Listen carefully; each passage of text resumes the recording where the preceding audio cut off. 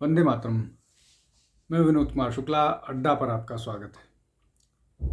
आरक्षण को लेकर के और आरक्षण से जुड़ी हुई समस्याएं, बातें, सामाजिक जो न्याय का मसला है उसको लेकर के आजकल देश में माहौल बहुत गर्म है जब से यूजीसी का कानून आया। इसी बीच सुप्रीम कोर्ट में जो पसमानदा मुस्लिम समाज है उसने एक पीआईएल दाखिल किया और पीआईएल में ये प्ली किया, ये गुजारिश की कि जो पसमानदा मुस्लिम समाज है, जो पसमानदा मतलब अति पिछड़ा मुस्लिम समाज है, उसको जो ओबीसी रिजर्वेशन है 27% का, उसमें से 10% रिजर्वेशन उनको दिया जाना चाहिए। और इसकी सुनवाई हो रही है इस पर, और बहुत सारी इसकी डिटेल्स और जानकारी सुप्रीम कोर्ट ने मांगी है। ये सुनवाई अभी चलेगी आगे। अब ये जो पसमानदा मुस्लिम रिजर्वेशन है बहुत मांग की जा रही है। बहुत सारे प्रदेशों में मुसलमानों को ओबीसी के नाम पर रिजर्वेशन दिया जाता है। जहां पर उनको धर्म के नाम पर रिजर्वेशन दी जाने की बात की है उसको सुप्रीम कोर्ट स्टक डाउन करता है, उसको रिजेक्ट करता है। इसलिए कि जाति के आधार पर आरक्षण, धर्म के आधार पर आरक्षण संवैधानिक रूप से नहीं दिया जा सकता, वो संविधान के खिलाफ है, इसलिए वो आरक्षण नहीं होता है। अब ये बड़ा धीरे धीरे उलझता हुआ भी जा रहा है और बिगड़ता हुआ भी जा रहा है। अभी जिस तरह से जेएनयू के वाइस चांसलर का बयान आया, उसके बाद ये सारे एक के बाद एक डेवलपमेंट्स हैं। अब कुछ महत्वपूर्ण मसलों पर चर्चा करते हैं। दो चीज़ें हैं। एक तो ये कि ये आरक्षण का मामला जो था उसका राजनीतिकरण हो चुका है, और राजनीतिकरण होने के कारण सभी राजनीतिक दल जो हैं वो इसको किसी न किसी तरह से समर्थन कर रहे हैं, या उनकी मजबूरी है। उनको मालूम है कि जो भी इसका विरोध करेगा उसके खिलाफ एक माहौल तैयार होगा और उसके लिए चुनावी जो है वो नैया मुश्किल हो जाएगी। तो ये एक प्रश्न ये है कि ये बक जो है, where will it stop and who will cat the bell? कौन बिल्ली के गले में घंटी मारे बांधेगा, इस पर रिस्क लेगा। अब मैं ऐसा क्यों कह रहा हूं? मैं ऐसा इसलिए कह रहा हूं कि अभी पसमानदा मुसलमानों को लेकर के एक मांग शुरू हुई है, अदालत में मामला गया है। अब इसके अलावा धीरे धीरे समाज में ये सुगबुगाहट भी उठने लगी है कि जो ओबीसी वर्ग का सबसे बड़ा बेनिफिशियरी है वो यादव समाज है, और यादव समाज किसी भी तरह से ओबीसी की कैटेगरी में नहीं आता है। वो सामाजिक दृष्टि से, आर्थिक दृष्टि से, जमीन जो लैंड होल्डिंग की दृष्टि से वो बहुत मजबूत है। तो वो चूंकि मजबूत है और सुविधा संपन्न है, इसलिए जो बाकी इस कैटेगरी में यादव के अलावा कुर्मी और कोयरी भी आते हैं, जिनको कुशवाहा समाज कह लीजिए, मौर्य उत्तर प्रदेश में कह लीजिए, पटेल कह लीजिए, वो समाज आता है। वो भी बहुत मजबूत है, लेकिन वो रिजर्वेशन के कैटेगरी में आते हैं। और जो बहुत सारे छोटे छोटे कास्ट हैं, इसलिए कि लगभग ओबीसी में 2600 से कास्ट थे 51 में, और अभी जिस तरह 1950 में, और अभी जिस तरह की वो है वो लगभग 4500 के आसपास जातियां पहुंच गई हैं। अब इसमें और भी बहुत सारे कॉन्ट्राडिक्शंस हैं, जैसे जाट जो है वो राजस्थान और हरियाणा में उनका स्टेटस में अंतर है। गुज्जर का स्टेटस कहीं पर कुछ और है। बनिया उत्तर प्रदेश में अपर कास्ट में आता है, बिहार में ओबीसी में आता है। ऐसे अनगिनत कॉन्ट्राडिक्शंस हैं। और जैसे पसमानदा अदालत में जा रहा है, बाद में और छोटे छोटे कास्ट जो हैं वो भी अदालत में जाएंगे कि हमारा हक मारा जा रहा है, तो कास्ट के अंदर सब कास्ट दिया जाए। अब एक बात हो गई। दूसरा मसला जो उठेगा, मैं अभी नॉर्थ की बात कर रहा हूँ, साउथ में भी आऊँगा। बिहार में 9%, उत्तर प्रदेश में 9% यादव हैं और लगभग 12% ब्राह्मण हैं, और अगर अपर कास्ट की बात करें तो लगभग 25-26% हैं।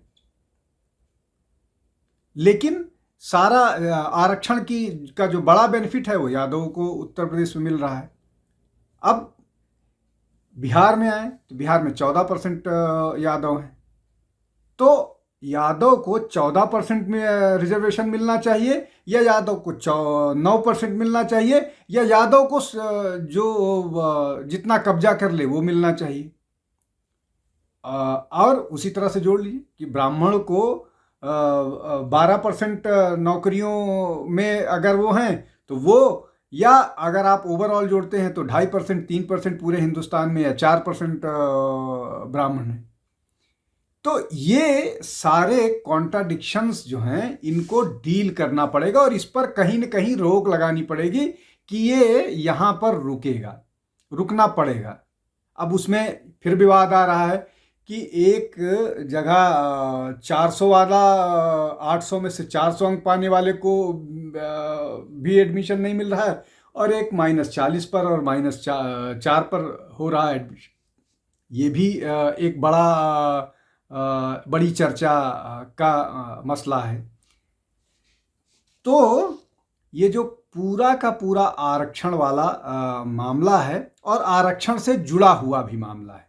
अब जैसे यूजीसी में नॉर्म आया कि जो अपर कास्ट है तथाकथित दबंग लोग हैं, वो जो हैं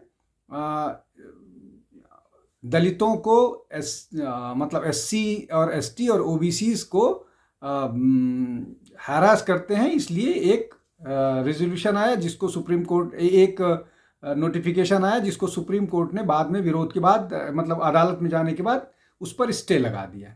लेकिन उसको लेकर के दोनों पक्षों से विरोध चल रहा है, विरोध प्रदर्शन हो रहा है, और एक पक्ष उसको लागू करने की बात कर रहा है, दूसरा उसको खतरनाक मान रहा है। अब इस मामले में जो यूजीसी वाला मामला है, जो घूम फिर करके जिसके पीछे रिजर्वेशन वाली मानसिकता है कि जो मतलब एससी एसटी और ओबीसी कम्युनिटी है, ये जो है इनको हिस्टोरिकली जो अपर कास्ट है तथाकथित, वो हरास करता रहा है, उनको एक्सप्लॉइट करता रहा है। अब इस पर जिसके मुंह में जो आता है वो बोलता है, जिसके मुंह में 2000 साल आता है 2000 साल बोलता है, 2500 साल आता है वो 2500 साल बोलता है। अब इसमें दो प्रश्न हैं। पहला ये कि ये जो 2500 साल से एक्सप्लॉइट कर रहा है, तो क्या अगर इसमें 1% 2% भी मान लें कि 2% लोग उस समाज के हैं जो एक्सप्लॉइट करते रहे हैं, वो अब उनके बच्चों को उस गुनाह की सज़ा दी जाएगी, और उनके बच्चों को गुनाह की सज़ा कब तक दी जाएगी, कितने जनरेशन तक? 75 साल हो गए हैं रिजर्वेशन लागू हुए, और कितने दिनों तक? इस बात से क्या ये जो रिजर्वेशन की पॉलिसी है, ये किसी के अपलिफ्टमेंट की पॉलिसी, किसी को अपलिफ्ट करने की पॉलिसी है, उनकी ज़िंदगी बेहतर करने की पॉलिसी है, या किसी समाज को सजा देने की पॉलिसी है? इसको सरकार को निश्चित करना पड़ेगा। जो भी सरकार आए, मैं किसी एक सरकार की बात नहीं कर रही हूँ, और राजनीतिक दलों को इस पर सहमति बनानी पड़ेगी। एक बात ये हो गई। दूसरी बात यह है कि जो पूरा का पूरा जो अपर कास्ट समाज है, क्या वो सब सुविधा संपन्न है? उनमें कोई गरीब नहीं है, और अगर उसमें कोई गरीब है और भूखमरी का शिकार है, तो सिर्फ उसके लिए सरकार कुछ नहीं करेगी इसलिए कि वो किसी विशेष जाति से आता है। ये दूसरा प्रश्न हो गया। अब तीसरे जो सबसे महत्वपूर्ण प्रश्न पर आते हैं, जहाँ से मैंने बात शुरू की थी पसमानदा रिजर्वेशन को लेकर के। पसमानदा जो है वो मुस्लिम समाज को लेकर के है। मुस्लिम में जो तीन प्रमुख आते हैं, अशराफ, अजलाफ और ये करके तीन उनके समाज हैं। तो ये जो तीनों समाज है, अशराफ और अजलाफ और अफजाल, तो ये जो तीनों समाज हैं ये जरूरत पड़ने पर ये दावा करते हैं, या इनका एक बड़ा वर्ग ये दावा करता है कि ये 800 साल तक इन्होंने देश पे राज किया। अब जो समाज 800 साल तक इस देश में राज किया हो, मतलब ये जो अशराफ वर्ग है ये उच्च वर्ग है, उसके बाद अजलाफ है और अरसल है, दलित जिनको बोला जाता है। अब जो समाज 800 वर्षों तक राज किया हो, वो किस आधार पर रिजर्वेशन का हकदार है? उसी तर्क पर अगर कोई व्यक्ति 2000 साल से एक्सप्लॉइट हुआ हो तो उसको ये मान लिया गया है कि उसमें कोई व्यक्ति गरीब नहीं है, सारे व्यक्ति एक्सप्लॉइट कर रहे हैं, सारे सुविधा संपन्न हैं, सबके पास जमीन है, सबके पास संसाधन है, उनको किसी चीज़ की कमी नहीं है। अगर ऐसा है तो ये तो भारत में जो इस्लामिक रूल है उसके पहले आया, और जो 800 साल थे उस समय तो इस्लामिक रूल था, तो उस समय इक्वलिटी वाली बात थी। उस समय कौन ऊंच नीच कर रहा था? तो जो लोग ये 800 साल से राज कर रहे हैं वो गरीब कैसे हो गए? जो राजा क्लास है वो गरीब कैसे हो गए? इसलिए कि ये पूरी की पूरी परिभाषा ही गलत है। जहां पर आप ये कहिए कि कोई व्यक्ति 800 साल से राजा है वो गरीब, वहां भी गरीब हो सकता है, लेकिन जो 2000 साल से एक्सप्लॉइट कर रहा है उसमें कोई गरीब नहीं हो सकता है, उसमें सारी की सारी जनसंख्या जो है वो है। ये बड़ा प्रश्न है और बड़ा विवादित प्रश्न इस दृष्टि से है कि इस मामले को कोई छूने से डरेगा, कोई भी व्यक्ति छूने से इसलिए डरेगा कि इसके पीछे की जो राजनीति है या इसके पीछे का जो गणित है वो वोट बैंक से जुड़ा हुआ है। अब इसमें भी एक और प्रश्न आता है कि सबके हिसाब से अपने अपने नंबर हैं। कहीं पर सर्वे के हिसाब से ये बात निकल करके आती है कि 52% ओबीसी हैं और लगभग 16-17% एससी हैं और 7-8% वो हैं, और कुल मिलाकर के जो अपर कास्ट हैं जिसमें ब्राह्मण हैं, राजपूत हैं, कायस्थ हैं, बनिया हैं, ये लगभग 14% है। कुछ लोग इसको 10 बोलते हैं, कुछ होते हैं। लेकिन क्या ये डिवीज़न जो है वो सिर्फ 4 कास्ट का डिवीज़न ही है, ब्राह्मण, ठाकुर, बनिया, वैश्य? और बनिया मैंने जैसा बताया, बिहार का बनिया ओबीसी है, उत्तर प्रदेश का बनिया अपर कास्ट है, और दोनों में आपस में विवाह होते हैं। जाट राजस्थान में उसका स्टेटस कुछ है, हरियाणा में कुछ है, और दोनों के आपस में वैवाहिक संबंध और पारिवारिक वो हैं। और कुछ लोग तो ऐसा है कि एक ही सिर्फ बॉर्डर के इस पार उस पार का अंतर है, दोनों बॉर्डर शेयर करते हैं। अब इसके अलावा बहुत सारी ऐसी जातियां हैं जिसके बारे में नॉर्थ के लोगों को जानकारी ही नहीं है। वो अब आपको रेड्डीज को किस उसमें रखते हैं, लिंगायत किस श्रेणी में आते हैं, 17% के आसपास कर्नाटक में है, वो ओबीसीज नहीं है। वोकालिंगा किस श्रेणी में आते हैं, नायर्स किस श्रेणी में आते हैं।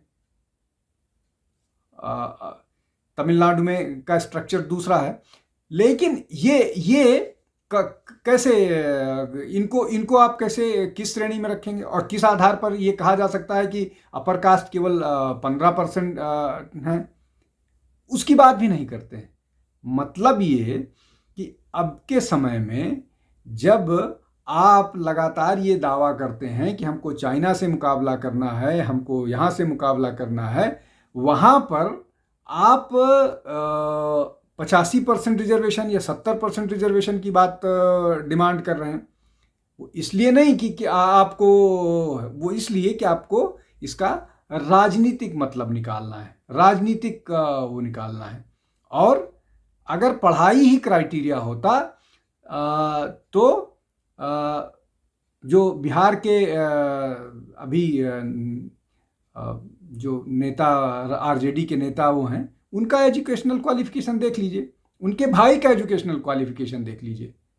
अब तेजस्वी के बारे में ये कहा जा सकता है कि वो खेलों में व्यस्त थे इसलिए उनका, लेकिन उनके बड़े भाई वो कहाँ व्यस्त थे कि उनकी एजुकेशनल क्वालिफिकेशन को लेकर के मसला है। तो इसमें सीधे सीधे मसला है कि इस पूरे मामले का राजनीतिकरण से बचना चाहिए, इसलिए कि ये शुरुआत तो मैं नहीं कहूँगा, इसलिए कि इस तरह के बहुत सारे मसले हैं, ये चीज़ें शुरू हो गई हैं और ये लगातार आएंगी और उस पर कहीं न कहीं अदालत को कोई न कोई निर्णय देना पड़ेगा और अदालत को निर्णय देना पड़ेगा, फिर विवाद होंगे, फिर अदालतों पर प्रश्न किए जाएंगे। तो इस मामले में एक राजनीतिक सहमति बनानी पड़ेगी, जहां पर एक सहमति बना करके एक पॉलिसी पर पहुंचना होगा। लेकिन जब आप 4 चुनाव हार जाइए, 3 चुनाव हार जाइएगा या चुनाव जीतने के लिए आप कास्ट सेंसस की बात कीजिएगा, इसलिए कि कोई जर्मन सोशियोलॉजिस्ट लिख देता है भारत में कास्ट सेंसस के बारे में, कास्ट इन्यूमरेशन के बारे में, और आपको वहाँ से गाइडेंस मिलता है, मैं राहुल गांधी की बात कर रहा हूँ, तो ये समाज में विघटन ही ले आएगा। और जैसा लगातार आजकल राहुल गांधी के बारे में बोला जा रहा है कि वो इस देश में सिविल वॉर चाहते हैं। सिविल वॉर के बाद भी अगर उस तरह की कुछ हिंसात्मक घटनाएं होती हैं, वो भी देश के लिए अच्छा नहीं है और उससे देश को बचना चाहिए। और किसी भी देश में हिंसा के बाद भी अल्टीमेटली जो कानूनी प्रक्रिया एक तरीका बनता है, बैठ करके उस पर फैसला होता है। और मुझे लगता है कि राजनीतिक दलों को उस पर अभी से लग करके कोशिश करनी चाहिए। आज के लिए बस इतना ही। बहुत बहुत धन्यवाद। नमस्कार।